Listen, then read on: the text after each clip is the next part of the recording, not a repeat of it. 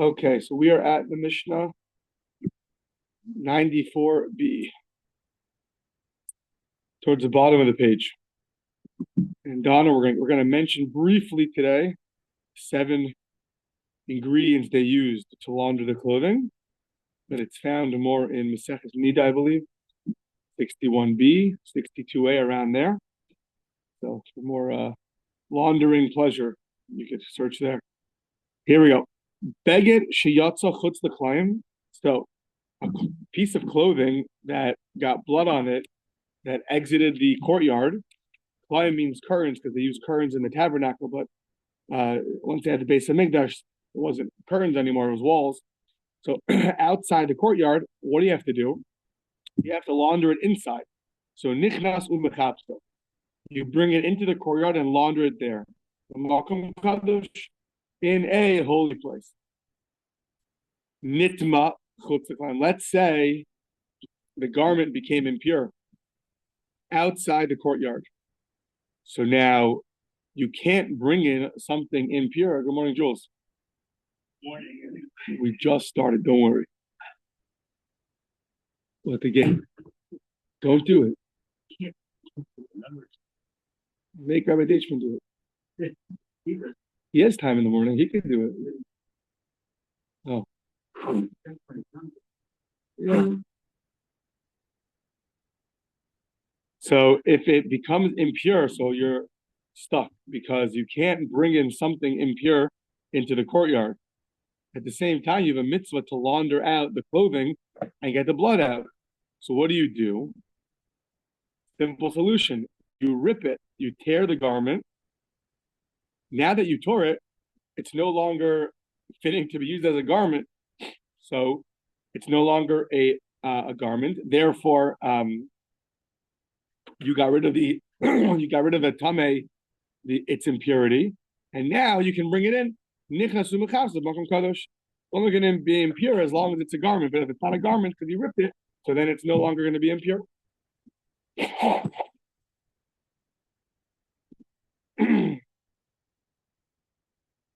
Yeah.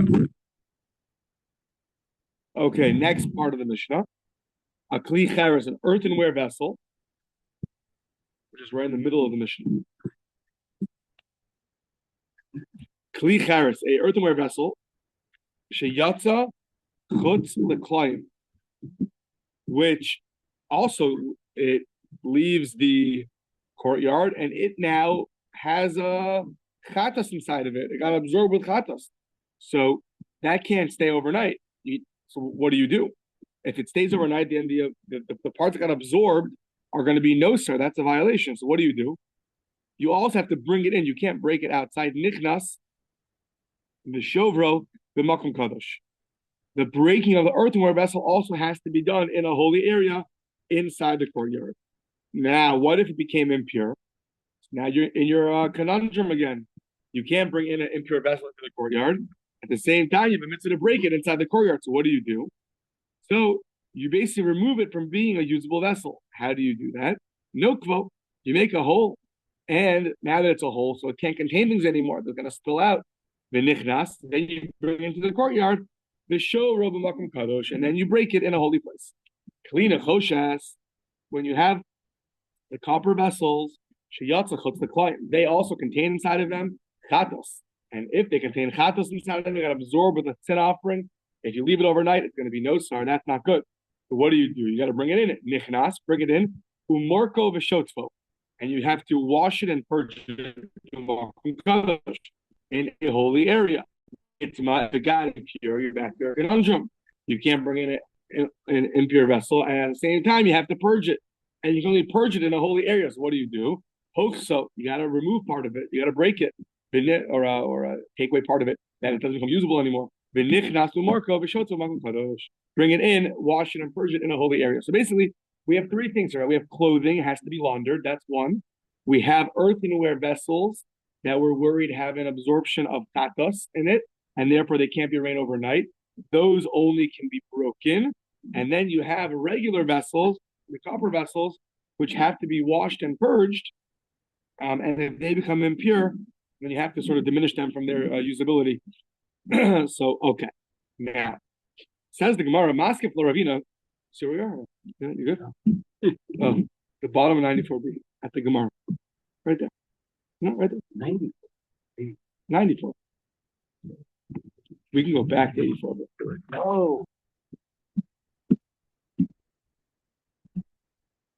No problem. Right there. And that's 93. Keep going.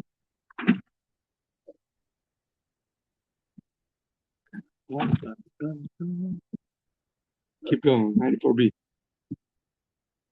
Keep those fingers moving. Yeah, keep going. Oh, Gemara right there. Yeah. Says the Gemara says, Maskef Ravina had a question. Koro, we said that if your garment becomes impure, what do? You have to render the garment. You got to rip the garment. So, Beged Amarachmana, Vilav Begedhu. So, it sounds like from the Mishna that the Torah says you have to have a beged. A beged is something which is a piece of clothing. Let's say your shirt. If you rip it, it's not a shirt anymore. Okay. Vilav Begedhu, the Mishayer Bey Kidemu Ferris. That it's not going to be considered a shirt anymore, an article of clothing, if you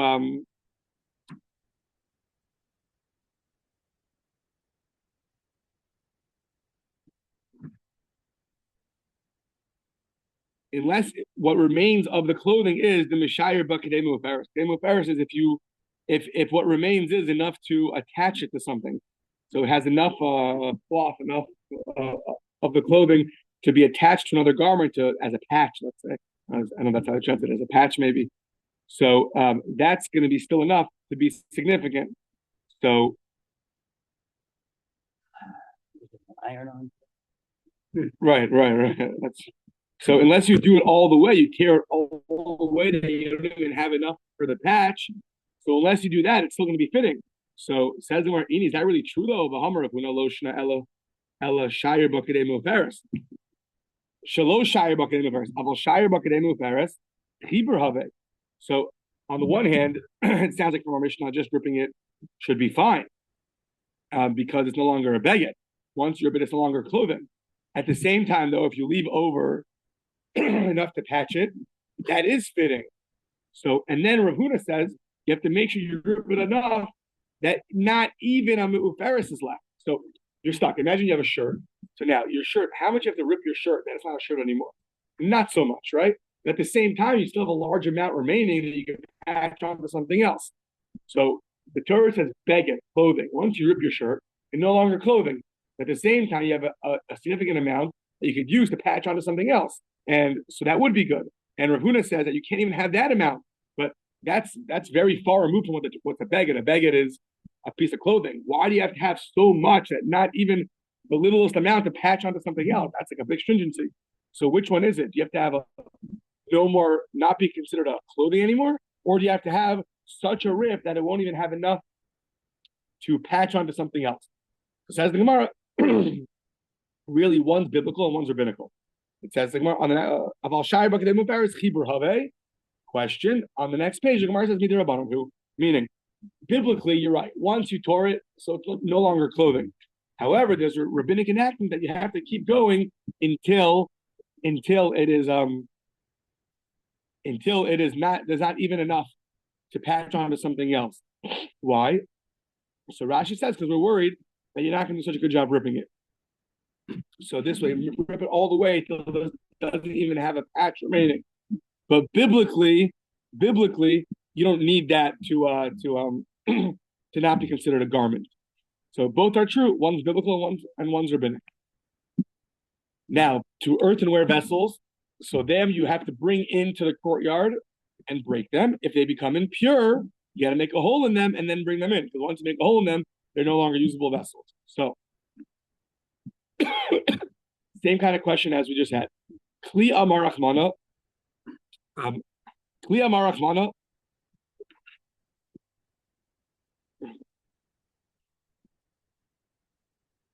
Says the Mar, okay, a Kli Cheres. So the Torah says a Kli. You have to have a vessel. Below Kli, is it not still considered a Kli, a vessel, even if you break it a little bit? Says the Gemara, no. Shenikev b'shorish katan. You made a hole in it. I know it's the hole. Here it says it's like the size of a root, a small root. But Rashi explains that you made a hole enough that it's going to leak out. Making a hole enough that it's going to leak out is going to be enough that it's not considered a usable vessel anymore.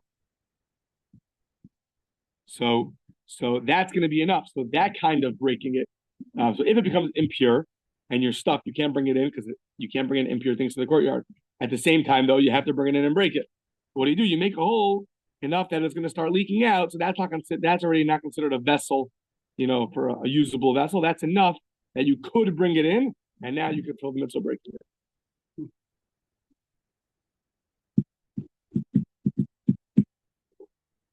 Okay, copper vessels, clean choshes, so remove some of it. So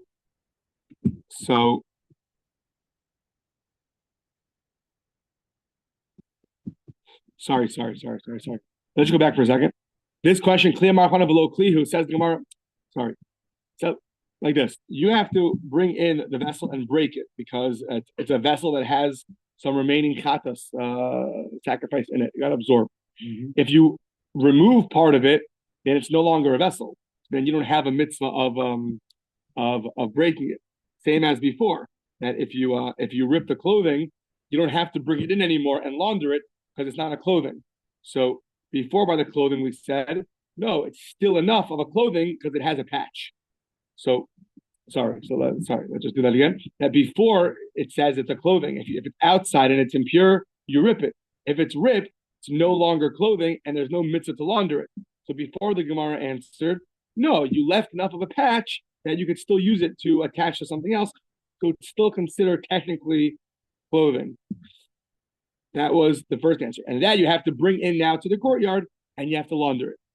Second case is the earthenware vessel. If you make a hole in it, if you remove part of it, it's no longer considered a vessel. But you don't have to bring it in and break it. Says Gemara, no, you do. Because it's only Nike B'Sharash Katan. You only made a small hole in it. You made a small hole in it, but it's still considered a vessel.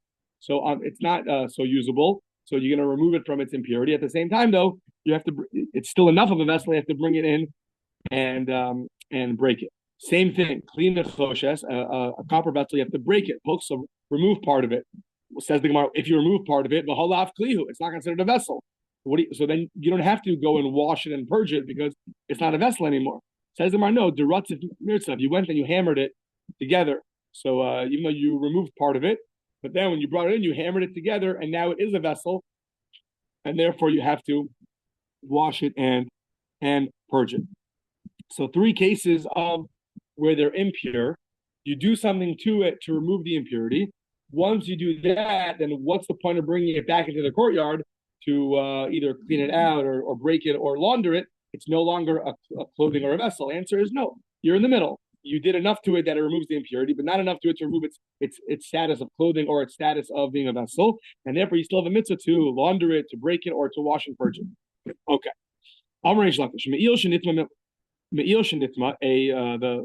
The clothing, the coat, the coat of the Kohanim. So this will be very thick garments. Now, very thick garments. So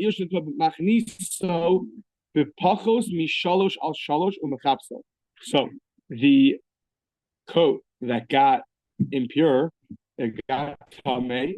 So now you have to launder it. However, Reish Lakish says you have to bring it in less than 3 finger breaths at a time, because you can't bring in impure clothing to the courtyard. So as long as you bring in less than 3 by 3 finger breaths at a time, that's not considered bringing in clothing. Yeah. So that's what he said. Mishum Shenamar, since it says Mishum Shenamar lo yikara, it says that you cannot rip it.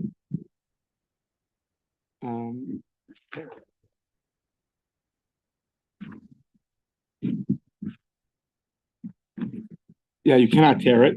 So you got to bring it in, right? Usually, a clothing you would tear if it's impure, but the coat you cannot tear. The big day it can't be torn. So you bring it in less than 3 by 3 finger breaths, and then that's not considered bringing in impure clothing. That you could launder. Now, on this, we're going to ask a question. We're going to differentiate between clothing that is either thick and soft, that requires seemingly more to be considered clothing. It's going to be 3 by 3 tvachim, I believe, not 3 by 3 finger breadth. So most of it, and the coat is made out of thick material. So what's going to end up being is that we should be able to bring in more than 3 by 3 finger breadths into the courtyard. You can bring up to 3 by 3 fists, tvachim. So most of it, adabrava ha'avin v'harakin, thick or soft, ain behen mishum shalosh al shalosh. They don't have this restriction of 3 by 3. So Rashi explains, because if it's very thick or soft, they're not really fit for wearing. Rather, they're fit for sitting on. For sitting on, therefore, the amount is larger. It's shlosha al shlosha. It's 3 by 3 tvachim. So until you get 3 by 3 tvachim, that's not considered fit for anything. So if that's true, so you should be able to bring up to 3 by 3 tvachim into the courtyard and launder it. And it says, Rashi explains in the Mesechus Yoma, that the coat that was worn by the Kohanim, it was woven with 12 threads. It was very thick. So why did Reish Lakish say you have to bring in less than 3 by 3 finger breadths? It's thick, and thick, it should be up to 3 by 3 tvachim. So says the Gemara, well, it depends. If you're thick or soft on your own, meaning you're not attached to anything, you're just a piece of fabric or cloth, then you're right. You have up to 3 by 3 fists, tvachim. If you're attached to a larger garment, like this is a coat, so then agav avi and chashive, they get importance because they're like how to translate agav, and it comes as a it comes together with its with its father, meaning it's attached to something bigger. It's attached to a whole coat. That gives it importance. That importance makes it even significant. Every 3 by 3 finger breadths of this cloth, which is part of a bigger garment, gives it significance, and therefore Reish Lakish said you have to bring it in less than 3 by 3 finger breadths. So okay, Donna, the moment you've been waiting for. So the Habaya said, "Hold on, how are you gonna clean it? How are you gonna clean it?" Waiting expectantly here. You need 7. There are 7 ingredients that are needed to clean blood out. Now, once again, this is mentioned more on 61b in the Mesechus Nida about getting that blood out. So there really talks about it. We're just quoting from there and applying it over here, but the details are there, 61b to 62a in Nida. I think the Rambam also brings it down. So here we go. So the Habayi Shiva, there's 7 ingredients that are needed. So the Amar of Nachman, Amar Rabbi Baravu, Rabbi Nachman says the name of Rabbi Baravu, Adam Chatos, whether it's the blood of a Chatos Umaris Legayim or it's Tarash, Tzrichin Shiva Simamanim. You need 7 ingredients. 7 ingredients are very interesting. Some kind of dry saliva, urine, different kinds of leads, soap, mineral, soap wort, yeah. What else? Precise identity of this stuff. Clear. Okay, unclear, yeah. Ashlag, yeah, which found in the crevices of ocean pearl. Okay, ocean pearl soap, yeah. So what's the problem? The problem is that you need 7 of these things. Now, one of them is urine, but you cannot bring urine into the Beis Hamikdash. That's not appropriate. So what do? Vitanya, you don't turn the page. You can't bring in urine into the Beis Hamikdash. So says the Mar, okay, we have a solution of achitem the mivel lahu bahade shiva samamanim umavir lahu lekulu kechad. So maybe you'll put them all together, and I think what it says, you'll mix them all together and then remove the stain. But you can't do that either. Why? The Mishnah over there in Nida says he'eviran shelo kesidran o shehevir shivasan ke'echad lo asav lo klum. These 7 have to be in a precise order. How you mix them together to remove the blood. There's a specific order that these 7 ingredients have to be applied. Or if you do them all 7 at once, that's also not going to work. Okay. Maybe you'll mix it with one of the ingredients. It says the Gemara you have to rub it each ingredient 3 times. You can't just mix it. You have to rub it, the urine 3 times, and the ashlag 3 times, and the saliva 3 times. So it sounds like no matter what you do, you're going to need to bring urine into the base of Mikdash. So what do? Ella demivalahu barok tafel. You mix it with, what is it, dry saliva? Tasteless saliva. Sorry, tasteless saliva. Every one of the. So you mix the tasteless saliva. I'm not sure what tasty saliva tastes like. So, but there's tasty and there's tasteless. There's this tasteless saliva. You're gonna mix together tasteless saliva with each one of the ingredients. Once you do that, so it sounds like the urine will lose its status as urine in terms of it being inappropriate to bring in, and therefore it's mixed together with tasteless saliva, and therefore you could bring it in and use it to wash out the blood of the garment. Next Mishnah.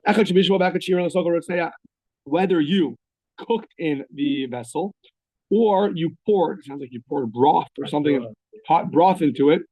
So, whether you are a very holy sacrifice, like a chatos, where it's mentioned, or even echad kachim kalim, both of those vessels need tu'unin marika v'shtika. You got to wash it out or purge it out to get all the flavors out. So once again, when you cook something, heat transfers the flavor of the heat causes the flavor or to be absorbed into the pot. The way you're going to get it out is when you purge it, you're going to now remove the flavor from the pot out. So if you leave it in, though, it's going to be a problem of nosar, leaving chatas overnight. You can't do. The novelty is even the part that absorbed into the pot, it has to be removed. Rabbi Shimon Omer, kachim kalim ain tunin marika v'shtif. He argues. It says kachim kalim, the lower level sanctity, the shlomims and the ma'aser and the bechors, all those sacrifices do not need to be washed and purged. And so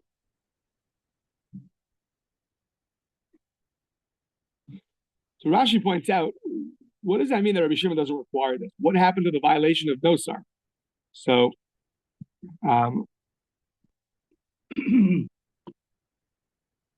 so Rabbi Shimon agrees that you still got to do something to get that flavor out, but the specific details of washing and purging are not going to apply by the lower level sanctity sacrifices. So you still have a problem of nosar, but the exact rules and details that are required for the holier sacrifices are not going to be required by the lower level sanctity sacrifices. And the first opinion, Tanakama argues and says, no, it's one rule across the board. Okay. So, Tana Rabbana, Asher Tevushal Bo, you have to cook it. So this is in Vayikra in the 6th chapter. So it says the vessels that you cooked with the earthenware vessels have to be broken, and the bronze and the copper vessels you have to wash and purge it with water. So Tana Rabbana, Asher Tevushal Bo, Eni Elishabishal Bo, that's only if you're cooking it. What happens if you pour the hot broth into it? How do you know that also needs washing and purging? That you have to, when it's cooked together, you have to break it. So, what do you see from here? It says, I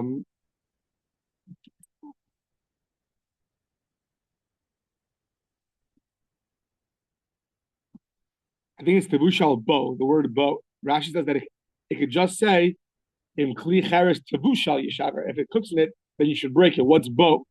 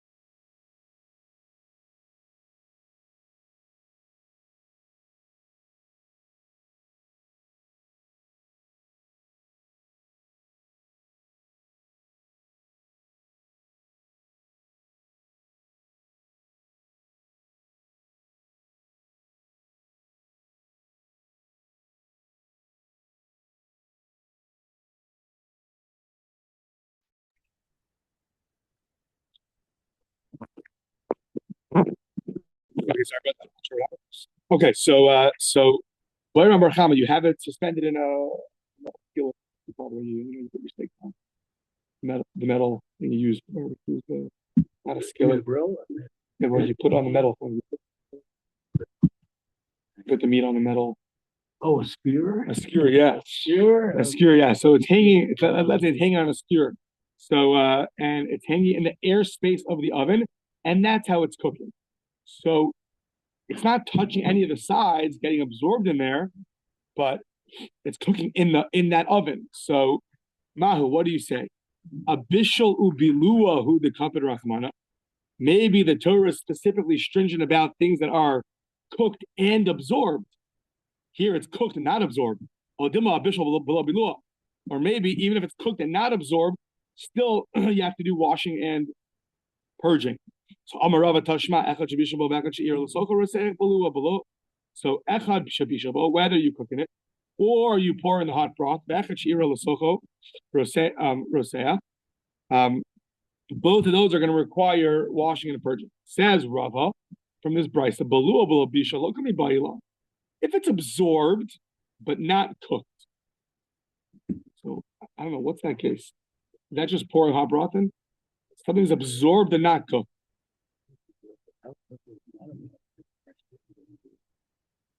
Dictate the breaking. I don't know. Because the vessel has a flavor. So how do you absorb without cooking?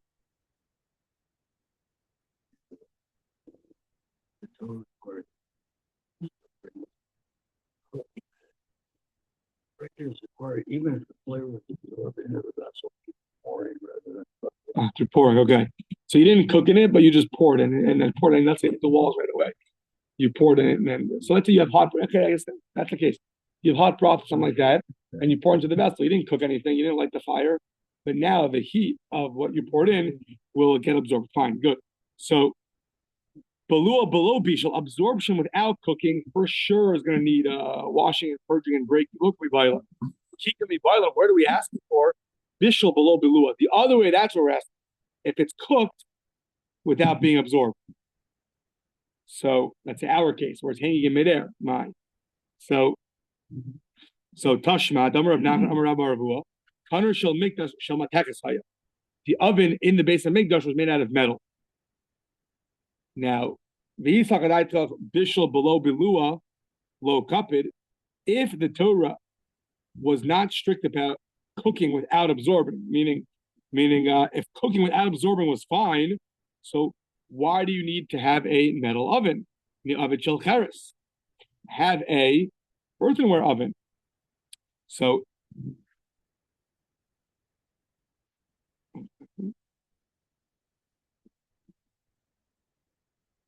right. So if you just had, let's say, like an earthenware oven, you could just cook the chatas by hanging it in the middle, and that's it.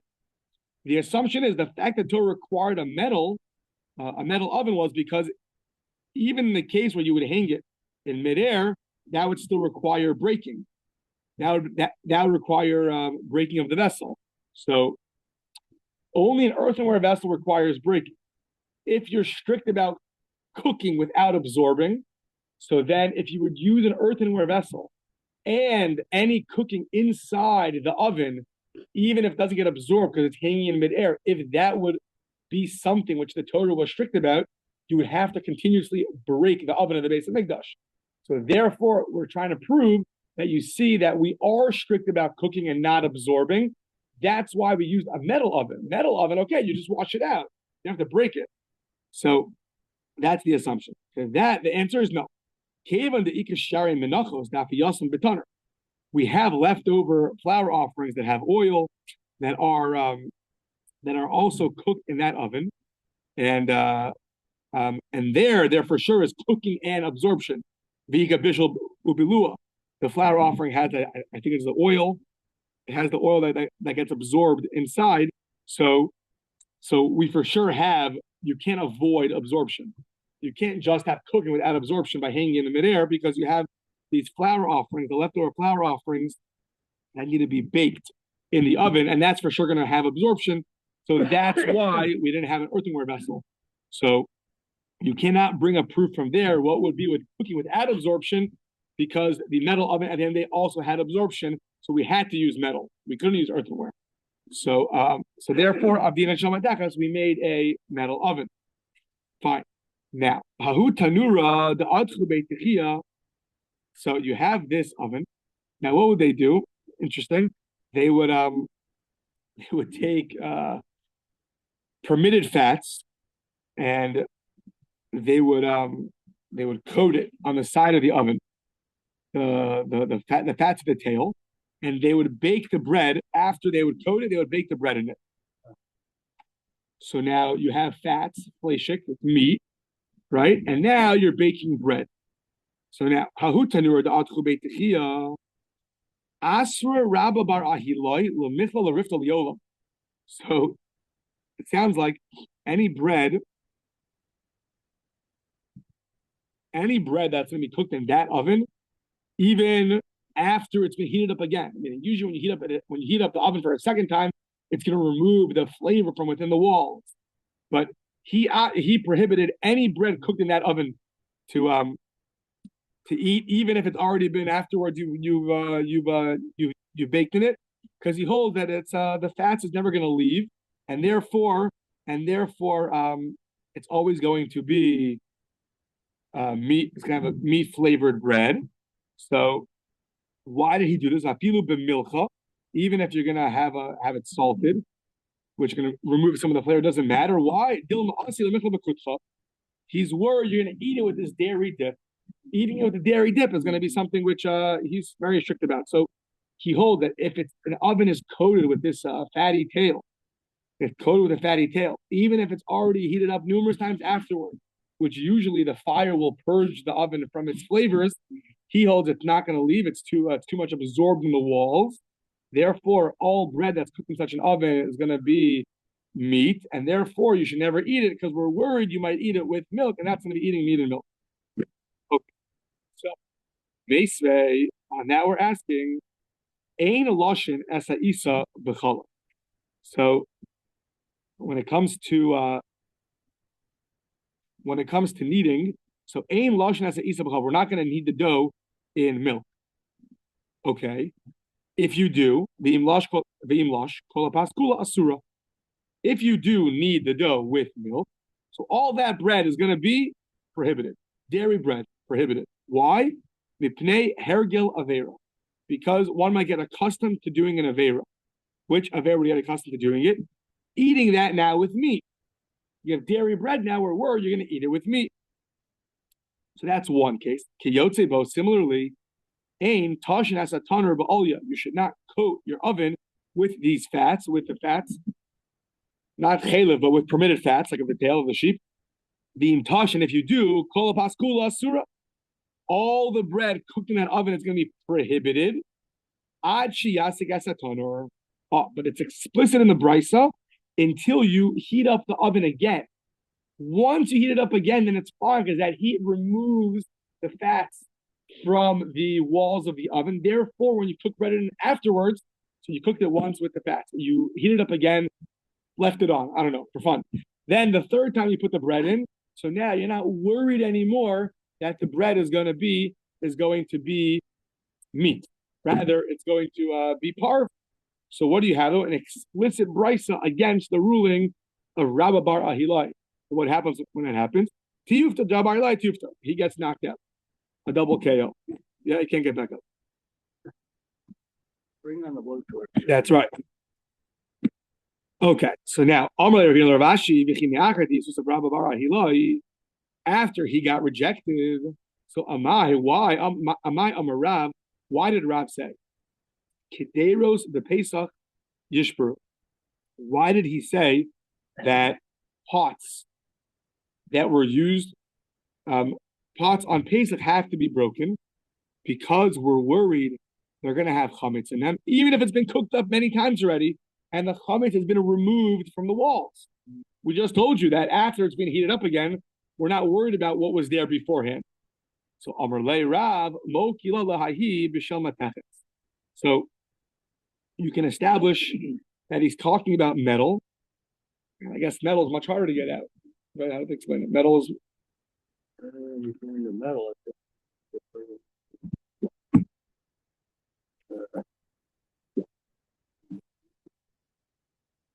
which can be purged if the flavors are being fired up. So meaning metal could be purged, and that's what he was talking about. But if it's not metal, then what? Then we're worried.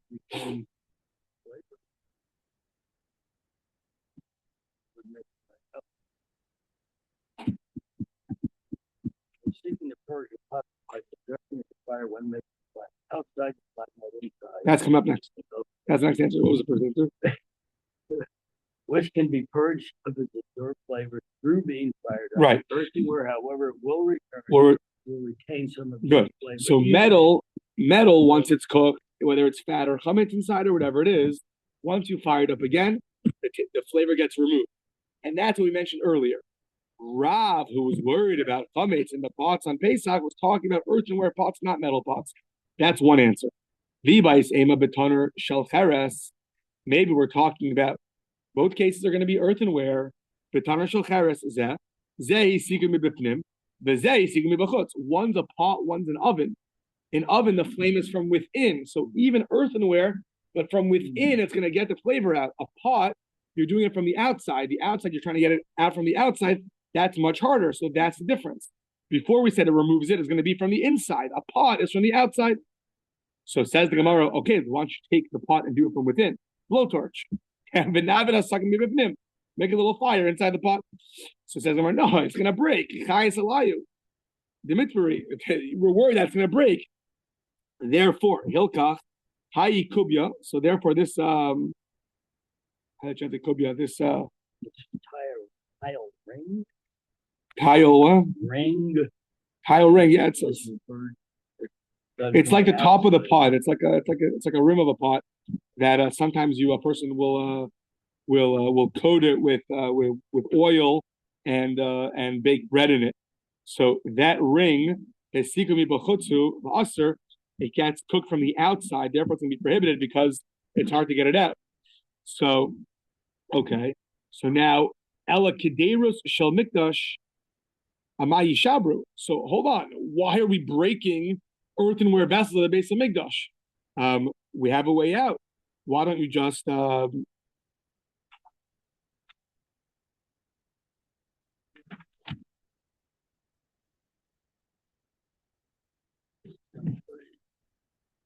put them back into the oven, yeah, and you can reform them. So Nahadrina Likivshonos, put it back until its forming oven and purge it from its flavor. Why have to break it?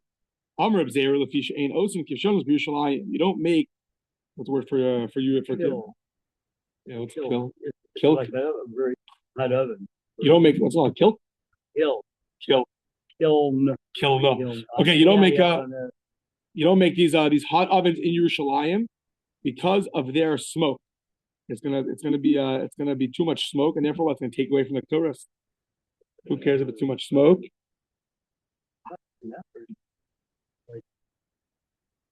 Why? Or to break the vessel or to remove the absorbed flavors in the courtyard. Right. So what's gonna happen? It's gonna have smoke. So what if it has smoke? Who cares? Scriptures against making it ill in Jerusalem. Yeah, well, one against making trashy. That's next up. That's up next. Yeah. Okay, what's gonna happen if it has smoke? So what? It's one of the 10 things listed. Yeah. Yeah. We don't make kilt in Yerushalayim. Why not? I think it's the Torah. The smoke given off by the Torah, which would blacken the walls of Jerusalem. Okay. Yeah, it would blacken the walls of Jerusalem, so we don't make these very fiery kilns in Jerusalem. Okay. But what are you going to do? You're going to break it, and then what's going to happen with all your breaking? You're going to have a heap of trash. All your broken earthenware is going to be a big pile of trash. Amar Abaye, so what? That we do make in Jerusalem. So no, we definitely don't do that. So, so did you not forget? So he just forgot. It slipped his mind. Haditani Shmaya Kalnavo, Shmaya from the town of Kalnavo. Now, what happens? One of the 10 miracles in the temple was that it would consume the ground, would consume the earthenware vessels that were broken, we had to break earthenware vessels that were used, that you shouldn't be over the violation of no sign. So what would happen? One of the 10 miracles was it would get absorbed in its place. So you would never have a heap of trash. Ella Hadam Rav Nachman Amar Rav Baravua Tanner Shel Mikdash. So the oven of the base of Mikdash Shel Matechas Havi, it was made out of metal. So Navid Decheres. Why don't you make it of earthenware? The Hisiku Mibifnimhu, and you could just then purge it from the inside. So it's fine. We mentioned earlier that it might break, no? Purging more stated in 95b. Yeah. That even Rob does not allow purging earthenware, requiring them from the inside. Yeah. So what's the question? Interesting. It's not allowed purging since firing it up is done from the inside. And why is the temple not made of earthenware because of the absorbed mincha or right, that was earlier. That's what we just had. So came in the ikar shtei lechem upon him. So what's going to happen? The problem is that you have the bread, you have the shtei lechem, and the lechem upon you, the bread you bring on Shavuos, the bread you bring on a weekly basis. The afiyasan betoner gets baked in the oven. Viktushasan betoner, and it sanctifies the toner. Havalei klisharis. Therefore, the oven becomes a vessel. It becomes a holy vessel for the bread. The klisharis decheres lo avdinon, and we don't make holy vessels out of earthenware. Vafilu Rabbi Yossi, Rabbi Yehuda lo kamer ela de'etz. Aval decheres, even Rabbi Yossi, Rabbi Yehuda, who says that you can make them out of wood, but even he agrees you can't make it out of earthenware because we don't make holy vessels out of earthenware. So therefore, even if you have a way to purge it out from the inside, it's not going to help you because it's we don't make vessels out of earthenware. Okay, very good.